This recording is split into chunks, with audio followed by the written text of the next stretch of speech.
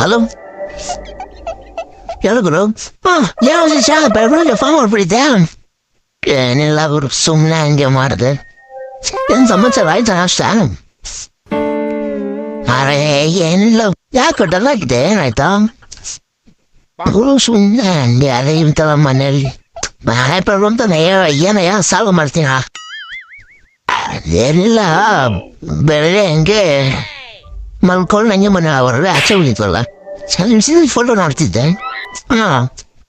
ನಮ್ಮಪ್ಪ ಬಂದಿದ್ದೆ ಫೋನ್ ನಿಂತ್ಕೊಂಡು ಫೋಟೋ ನೋಡ್ಬಿಟ್ಟು ಇವನ್ ಯಾರೋ ಮಗ ಅಲ್ಲ ಬೋಳಿ ಮಗ ಅನ್ಬಿಡದ ಕರೆಕ್ಟಾಗಿ ಅಂದವ್ರ.